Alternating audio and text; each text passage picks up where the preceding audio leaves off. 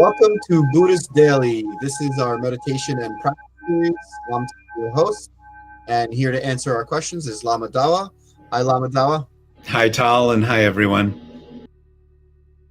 How do you practice in a traffic jam or around rude people? Okay, well, first of all, if you're in a traffic jam, don't practice. Pay attention to the car in front of you so you don't rear end them. Uh, Joking aside, there's different kinds of practice. We're not going to practice in a traffic jam with our eyes closed and chanting mantras and saying Om. But what we can practice when we're not on our mat is mindfulness and patience. And that's practice every bit as much as formal meditation. We need both.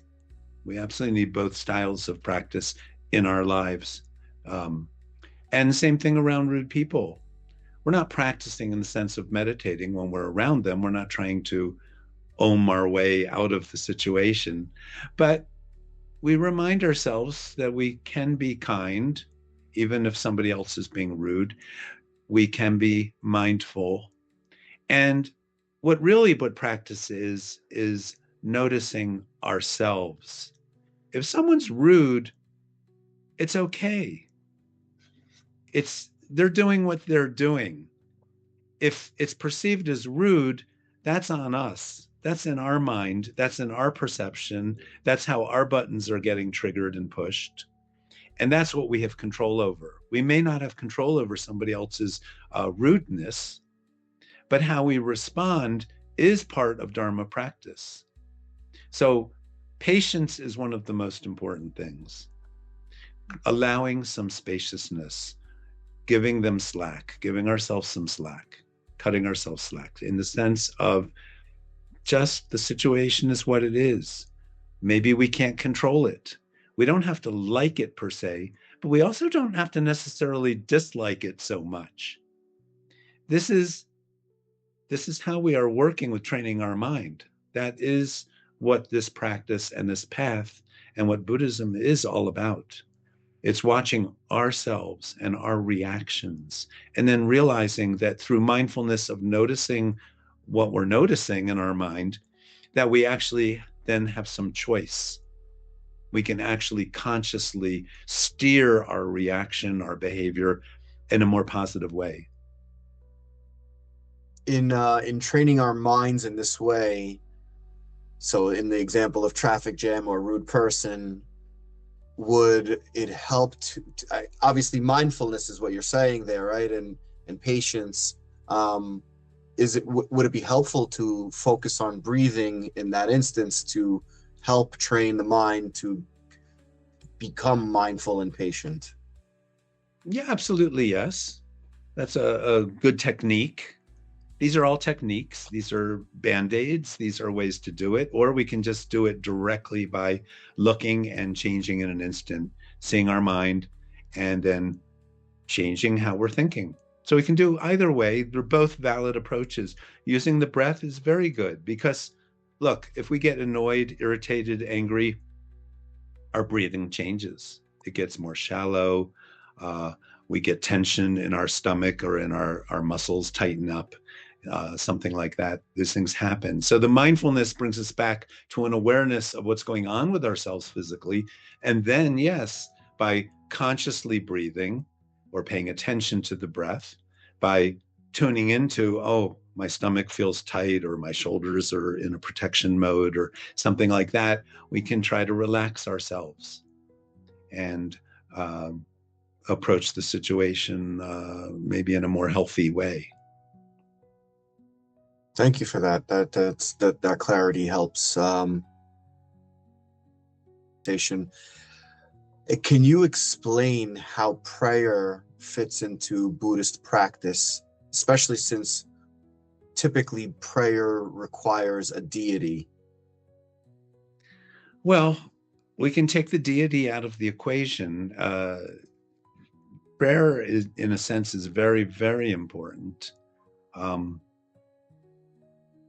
it doesn't have to be dualistic prayer, like praying to something or someone or a God figure. It doesn't have to be like that. Prayer is giving voice to the heart.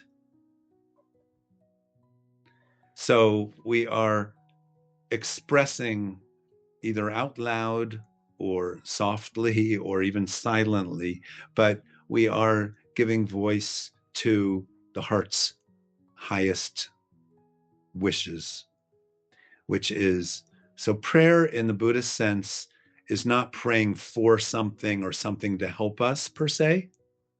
It's giving rise to aspirations of goodness, of health for others, and peace of mind and contentment and happiness for others, other humans, animals, all beings. So the more vast our vision, the more broad and large our uh, heart is, we can think about, oh, I want to help myself. That's one kind of prayer. I want to help my family. That's another form of prayer. I want to help my country.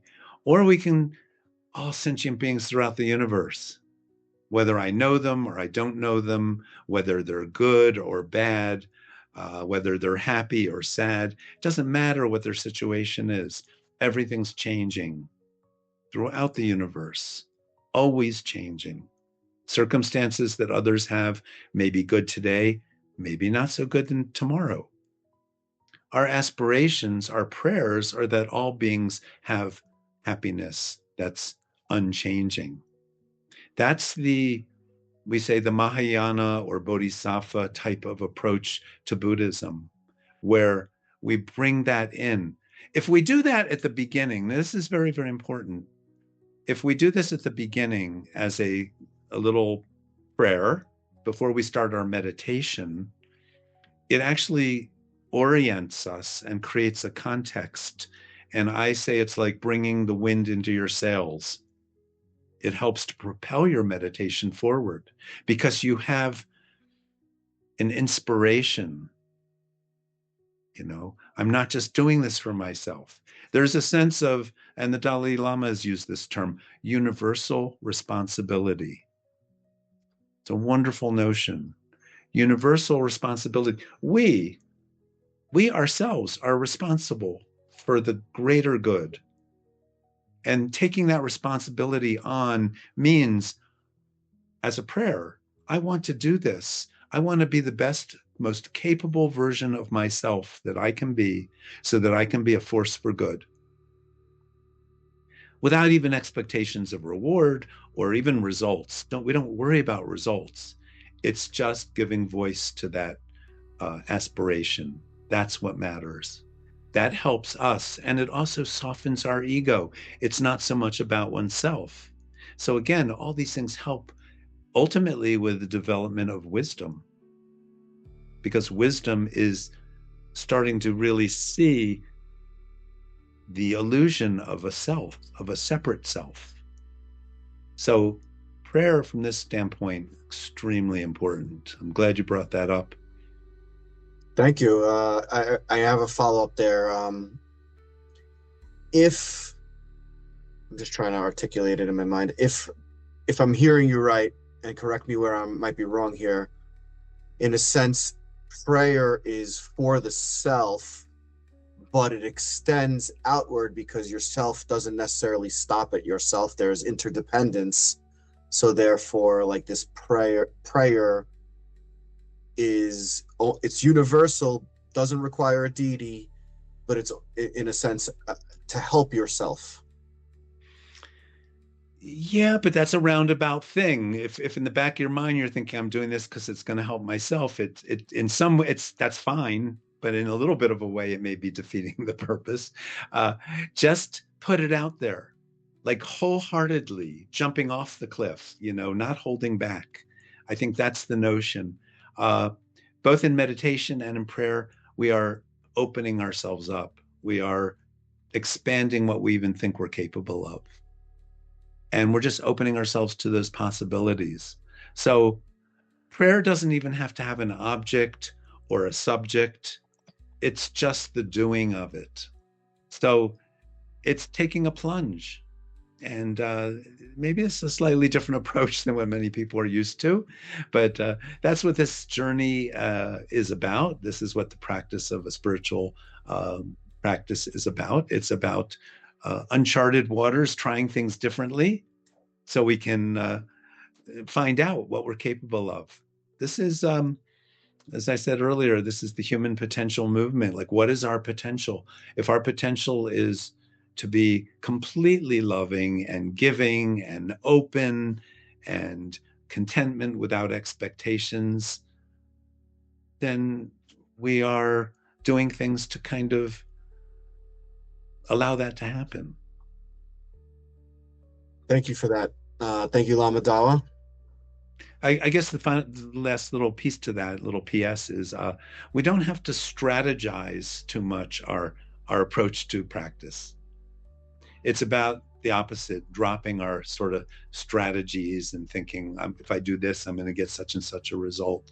Uh, Trust, which kind of goes along with that notion of prayer in a funny kind of way. Um, they're both just giving expression to our higher self in a sense, just allowing ourselves to um, dare dare to think of others, dare to open ourselves up, you know, dare to stop thinking strategically what's in this for me or something like that. It's a leap. It's kind of a leap of. Mhm. Thank you, Lama Dawa. Appreciate you. Okay, many words, but the meaning is quite simple. Thank you for watching Buddhist Daily. Check out our other videos related to Buddhism. YouTube.com/at Buddhist Daily. And please submit questions in our comment section. And we'll see you next time. Thank you, Lama Dawa. Thank you, Tal. Thank you, everyone. Please like, subscribe, and share the video with your friends and family. See you next time.